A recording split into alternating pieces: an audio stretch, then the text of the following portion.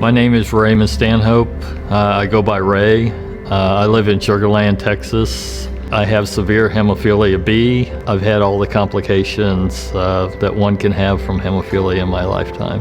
It wasn't until I moved to the Houston area that there was a local chapter and an HTC that I had more interactions with other people with hemophilia. And it certainly wasn't until HIV hit that I started to look at coming into taking a role at the local chapter and then eventually ending up at the national board for NHF. Probably the most devastating bleed to me happened when I was in the hospital for another bleed. And the young man in the bed next to me, in those days we were all on wards where you really didn't have privacy, but he had a toy that I wanted to play with, and he tossed it over to me and it hit me in my left knee.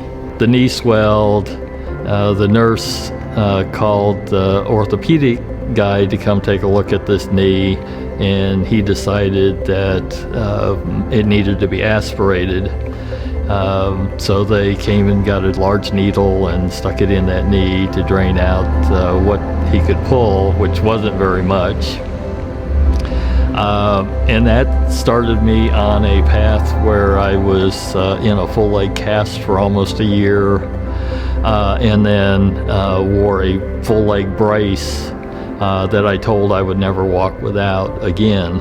It took me 3 years of physical therapy to work my way out of that brace. Eventually that knee deteriorated enough that, when I was in my early 40s, I had to have it replaced. Typically when I was younger, it was my right elbow or my left knee. You tried, or at least I tried, to not wake my folks till it was absolutely necessary. One of the things I remember distinctly as a child with my left knee is being placed in traction to try to pull the knee out straight. That was probably the most painful experience because they weren't really managing pain at that time either. I want to say 1979, moving to Houston and getting into the HTC, I transitioned into home therapy, which was a huge advancement for me.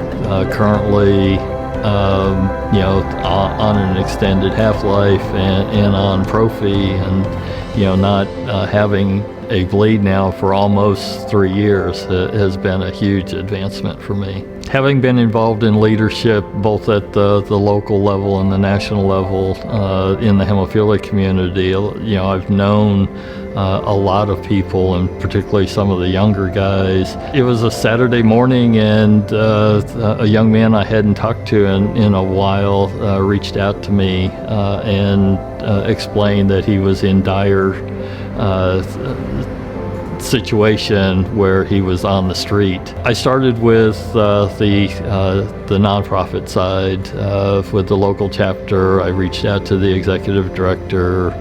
I've reached out to some leadership I knew from NHF. One of the people I called actually was at a meeting in Florida where you happen to be.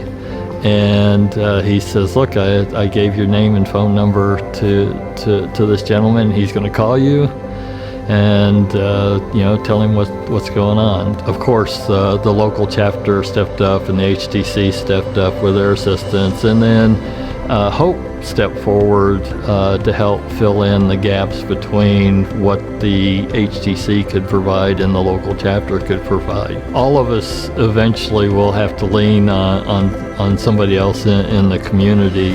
There are times that I reach out to people for support emotionally, mentally, and I receive it, and I feel like I need to give that back when people reach out to me.